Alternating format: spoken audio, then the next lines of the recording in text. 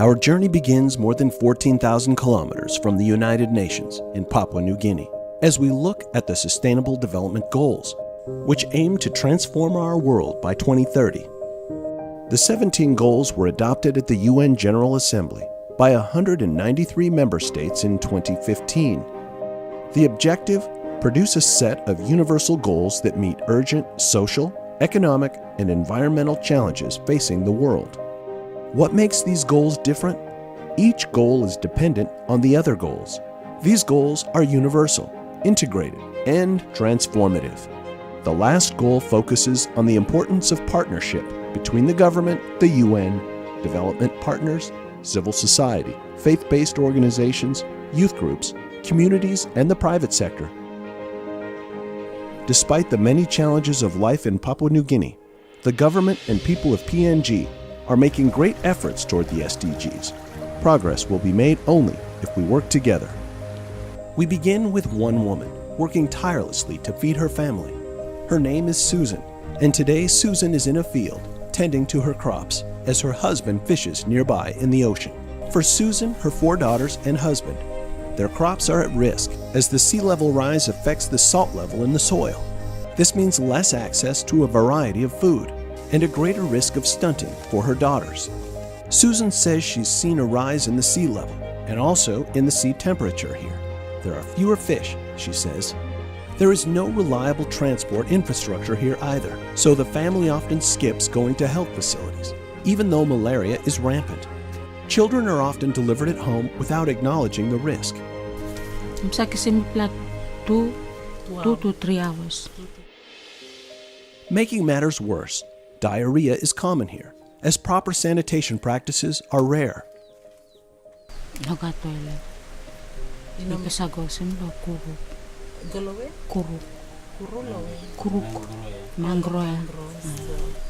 Susan has only an 8th grade education. Secondary school is not really an option for her family, as there is no secondary school nearby. Another big concern for her: clean water. The encroaching sea is threatening their water supply with salt. For Susan and her family, she says, their big dream is simply surviving, which has become increasingly difficult.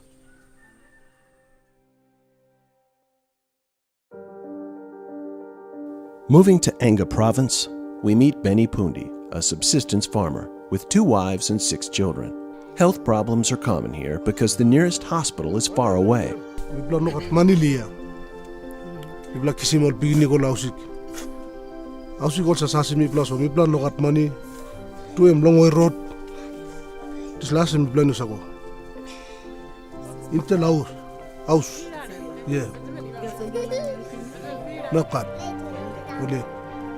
Farmers here rely on rain, so their food production is very unstable. The current rain pattern has changed, and it's unpredictable, making it difficult to plant seeds at exactly the right time. They're limited to a few varieties of crops, so their children are often stunted. These same children must also walk great distances to school and rarely attend beyond early primary.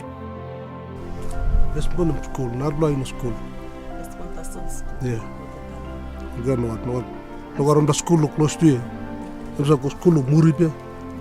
I'm taking 1 hour 30 minutes. All of the children help work in the fields. There are no close markets to sell their produce, so everything they grow, they eat. They have no source of outside income. Benny's family uses a basic pit latrine and has no electricity or running water. The family relies on firewood cut from the nearby forest. As for the future, Benny wants only 2 things. Me lucky 1 plus school now, 1 plus house. I'm told me lucky stuff.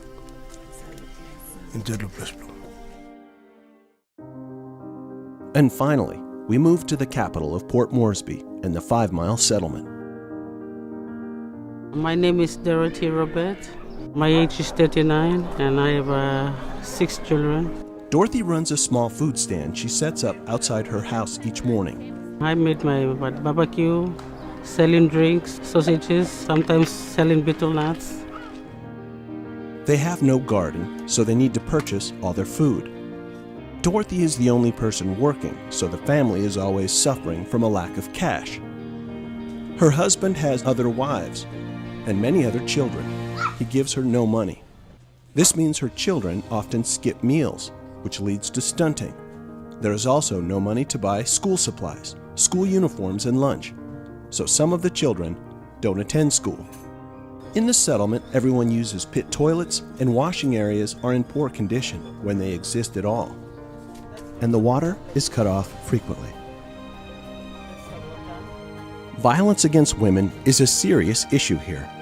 A 2015 Overseas Development Institute article estimates that 2 in 3 women in Papua New Guinea have experienced gender-based violence in their lifetime. Papua New Guinea has the highest prevalence of gender-based violence in the Western Pacific region. Sadly, Dorothy too has experienced violence in her life. Domestic violence is very commonly in the settlement. Dorothy feels trapped by poverty. She has dreams, but worries they won't become reality unless her situation improves. My dream for my children is I want them to be educated, to earn their own living. These are the stories of real people's lives in Papua New Guinea. The people know that they have rights and are resilient in the face of the adversity they face. Their lives are directly linked to the Sustainable Development Goals. The SDGs are about every single person's life and improving each life in a powerful way. Betterment of a nation starts with the betterment of one person's and one family's life. The SDGs are the milestone for 15 years. 15 years is an accumulation of days. When you live a life, you live a day. So each single day is important if we want a change. Time alone cannot bring us a change. We are the ones who can and must bring that change.